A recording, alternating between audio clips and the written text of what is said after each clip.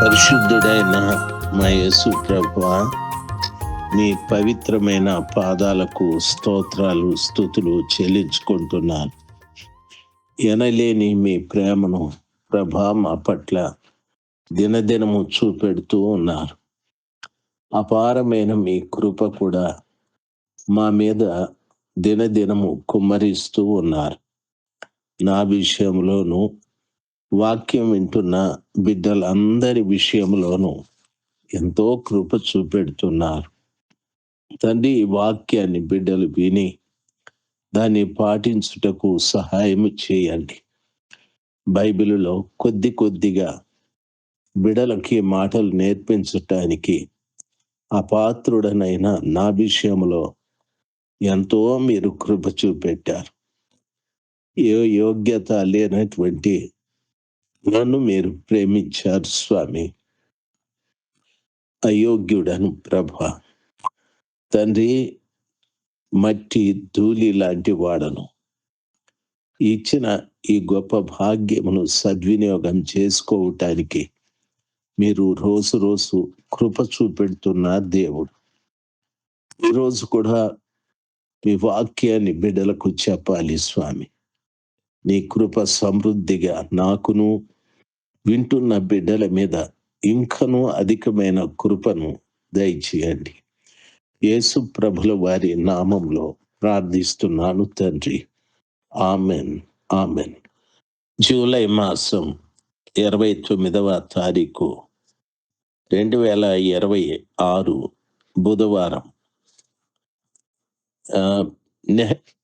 నెహెమ్యా గ్రంథము 12వ అధ్యాయము 39వ వచనములోనే బందీ గృహమును గూర్చి మాట్లాడుటకు ప్రభు నాకు సహాయం చేయనుగాక. దానికి మునుపు ప్రియులారా, నేను పదే పదే మీతో మాట్లాడుతూ ఉన్నాను. నాకున్నటువంటి వాట్సాప్ గ్రూపు బ్రాడ్కాస్ట్లు అన్నీ కూడా బ్లాక్ చేసేశారు. నేను వేరే బిడ్డల ద్వారా ఆ వాక్యాలు పంపుతూ ఉన్నాను. అయితే సరైన సమయానికి బిడ్డలు పంపుతున్నారో లేదో తెలియదు. అలాగని ఆ బిడ్డల్ని తప్పు ఎంచడం కాదు, కానీ ఒకవేళ పంపకపోవచ్చు. మీకు ఏ సమయంలో ఈ వాక్యం అందినా మీరే దయచేసి వాక్యాన్ని వందల మందికి పంపాలని నా ఆలోచన, ఆశ. ఎందుకంటే మంచి మంచి ప్రసంగాలు చేసే భక్తులు ఉన్నారు, గొప్ప ప్రార్థనా పరులు ఉన్నారు, అందులో సందేహం లేదు. మీరు మా ఇమ్మాన్యుయల్ మినిస్ట్రీస్ హైదరాబాద్ గురించి ఎంతో మంది మీరు ఆ వాక్యాలు వింటున్నారు. మా దైవజనులు జర్మియా గారు, మా జ్యోతమ్మ గారు చెప్పే గొప్ప వాక్యాలు లక్షల మంది ప్రజలు వినటానికి ప్రభు సహాయం చేశాడు. వినండి. అయితే బైబిల్ని వరుసగా వినడము చాలా ప్రాముఖ్యమైన సమాచారం. అక్కడక్కడ కాకుండా బైబిల్ని వరుసగా వినటానికి ప్రభు సహాయం చేస్తూ ఉన్నాడు. దేవుని పిల్లలుగా మీరు వింటూ అనేకులకి వినిపించాలని నా ప్రార్థన. అది మీరందరూ చేయాలని ప్రభు నామంలో మనవి చేసుకుంటూ ఉన్నాను. బందీ గృహాలు అంటే ప్రియులారా, దేవుని వాక్యంలో సెలవిచ్చిన రీతిగా శత్రువులను పట్టుకొని చెరలోకి తీసుకువెళ్ళబడినప్పుడు వారిని ఖైదీలుగా బంధిస్తూ ఉంటారు.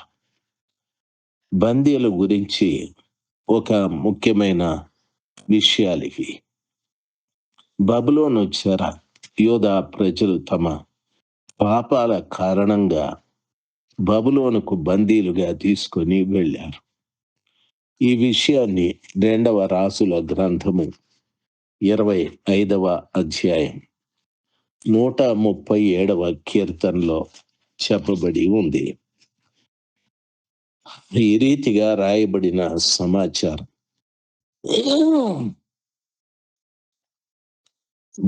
బబులోను నదుల యొద్ద కూర్చుండి ఉన్నప్పుడు మనము సియోనును జ్ఞాపకము చేసుకుని ఏడ్చుచుంటిమి. అంటే చెర కొనబడిన తరువాత సియోనును గూర్చి వారు ఏడవడం ప్రారంభించారు. ఈ రోజున ప్రభు పిల్లలైన మనము సాతానుడి చేత చెరపట్టబడిన తరువాత ఆ సర్వశక్తిమంతుడైన ఉన్నతుడైన మహోపకారి అయిన ఆ గొప్ప దేవుని పాదాల చెంత కన్నీరు కార్చే అంత బుద్ధిహీనత ఇంకేముంది చెప్పండి. ఆయన సన్నిధానంలో మనము చెరపట్టబడక మునిపే, సాతానుని యొక్క బందీలు కాక మునిపే ఆయన పాదాల చెంత కన్నీరు కార్చాలి. ఒక రోజున జరిగిన ఒక దుఃఖకరమైన సమాచారం. ఒక వ్యక్తి పెళ్లి చేసుకున్నాడు. అతనికి భార్య, చక్కటి పిల్లలు ఉన్నారు. అయితే వారెక్కడో దూరంలో ఉద్యోగం చేసుకుంటున్నారని తెలియకుండా ఇంకొక బిడ్డను పెళ్లి చేసుకున్నారు. అయితే ఈ రీతిగా ఆ రెండవ పర్యాయం పెళ్లి చేసుకున్న బిడ్డ చాలా యాతన పడుతూ ఉంది. తన ఇంటి దగ్గర తల్లికి, తండ్రికి, తోబుట్టిన వారికి చాకిరీలు చేసే వ్యక్తిగా పెట్టాడు. భార్యనే, కానీ స్వతంత్రురాలు కాదు. ఈ రీతిగా కొంతమంది అమాయకంగా కొందరి చేతిలో బందీలుగా మార్చబడిపోతూ ఉన్నారు. ఆడపిల్లలు ముఖ్యంగా. ప్రియులారా, గమనించవలసిన విషయం, మగపిల్లలు కూడా కాలేజీలకు వెళ్ళి చదువుకోమని తల్లిదండ్రులు చెప్తే ఆ కాలేజీల్లో తమ స్థాయికి మించిన వారితో స్నేహాలు మొదలు పెడతారు. తమ స్థాయికి మించిన వారంటే దాని అర్థం డబ్బు ఉన్నవాళ్ళు, పేరు ప్రతిష్టలు ఉన్నవారు, ఆస్తిపాస్తులు ఉన్న వారితో వారు సరదాగా బ్రతకడం వారికి అలవాటు. ఆ సరదాలలో వారు గుటకాలు, గంజాయిలు, ఇటువంటివన్నీ కూడా, సిగరెట్లు అలవాటు చేసుకుంటారు. అప్పుడప్పుడు పార్టీలని, బీర్లు, బార్లు కూడా తిరుగుతూ ఉంటారు, తాగుతూ ఉంటారు. వాళ్ళతో స్నేహం చేసి వీళ్ళు కూడా బందీలుగా మారిపోతారు. త్రాగుబోతులుగా, మత్తు పానీయాలకు అలవాటు పడిన వ్యక్తులుగా. ఎంతో మంది తల్లిదండ్రులు ఈ విషయాలలో ఏడుస్తూ ఉన్నారు. బైబిల్ అదే సెలవిస్తుంది. బబులోను నదుల యొద్ద కూర్చుండి ఉన్నప్పుడు మనము సియోనును జ్ఞాపకం చేసుకుని ఏడ్చుచుంటిమి. దేవుని పిల్లలుగా మీకు నా మనవి, ఒకవేళ సాతానుడి చేత మీరు బందీలుగా ఉంటే, ఒక పాపం చేసిన వ్యక్తిగా కాకుండా, ఒక తప్పు చేసిన వ్యక్తిగా కూడా, అబద్ధమాడే వ్యక్తి కూడా బందీనే. కోపపడే వ్యక్తి కూడా సాతానుడి చేత బందీనే. మోసం చేసే వ్యక్తి కూడా సాతాను యొక్క బందీనే. కుయుక్తిగా మాట్లాడే వ్యక్తి కూడా సాతానుడి యొక్క బందీనే. ఎంతమంది ఈ రీతిగా సాతానుడి చేతిలో బందీలుగా బ్రతుకుతున్నారో ఆలోచించండి. ప్రియులారా, ఇప్పటికైనా మనము ఏడవాలి. వారంటున్నారు, సియోనును జ్ఞాపకం చేసుకుని ఏడ్చుకుంటిమి. వాటి మధ్యనున్న నిరవంజి చెట్లకు మన సీతారాలను తగిలించితిమి. అచ్చట మనలను చెరగొన్న వారు కీర్తన పాడుడని అనిరి. మనలను బాధించిన వారు సియోను కీర్తనలో ఒక దాని మాకు వినిపించుడి అని మనలను ఉల్లాసము కోరిరి. ఎంత విచిత్రము! వారి యొక్క సితారాలు నిరవంజి చెట్లకు తగిలించారు. దాని అర్థం నిరుపయోగమైన రీతిగా ఆ సితారాలు ఉన్నాయి. అక్కడ ఉన్నటువంటి వారు మాట్లాడుతున్నారు, మీరు కీర్తన పాడండి అనని. అంటే మనలను బాధించే వారి దగ్గర పాటలు పాడితే ప్రయోజనమేముంది? దేవుని వాక్యం సెలవిస్తున్న రీతిగా మన సితారాలు నిరవంజి చెట్లకు తగిలిస్తే లాభమేముంది? ఎల్లప్పుడూ నీ చేతిలో ఉండి సితారాను వాయిస్తూ దేవుని స్తుతించాల్సిన మనము వాటిని అక్కడ తగిలించి చెరపట్టబడిన వారి దగ్గర సియోను పాటలు పాడండి అని వారు అంటూ ఉన్నారు. మీ పరలోకపు దేవుని పాటలు పాడండి. ఎంతో మంది చెరలో ఉంటూ ప్రియులారా దేవుని పాటలు పాడుతూ ఉన్నారు. పరలోక సంబంధమైన పాటలు పాడుతూ ఉన్నారు. మహిమగల దేవుని కీర్తించే పాటలు, ఘనపరిచే పాటలు పాడుతూ ఉన్నారు.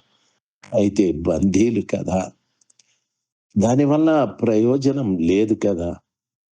దేవుని పిల్లలుగా మీకు నా మనవి, ఈరోజు నా కృపగల దేవుని పాదాల చెంత ఆ బందీల నుండి బయటికి రావటానికి అబద్ధమో, కోపమో, మోసమో, ఎక్కువగా ఇతరులను గూర్చి చెడుగా మాట్లాడే ఆత్మ సంఘాలలో పనిచేస్తూ ఉంది. ఎక్కువగా ఇతరులను గూర్చి చెడుగా మాట్లాడే ఆత్మ సంఘాల్లో పనిచేస్తూ ఉంది. ఇది సాతానుడు ఉపయోగించే ఒక బలమైనటువంటి చెర. వీళ్ళందరూ సాతాను చెరలో ఉన్నారు. ఎక్కువగా వ్యభిచారపు ఆత్మ సంఘాల్లో పనిచేస్తూ ఉంది. మోహపు చూపులు మధ్యన ఓ మాటలు, ఇలాంటివన్నీ కూడాను ఇటువంటి వాటి చేత సాతానుడు నిన్ను బందీగా పెట్టాడు.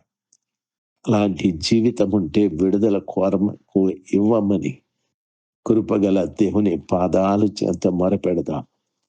దేవుడు కనికరిస్తాడు. కనికరించి నీ జీవితాన్ని మారుస్తాడు. ఆమెన్. దేవుడు మిమ్మల్ని దీవించుగాక. ఆమెన్.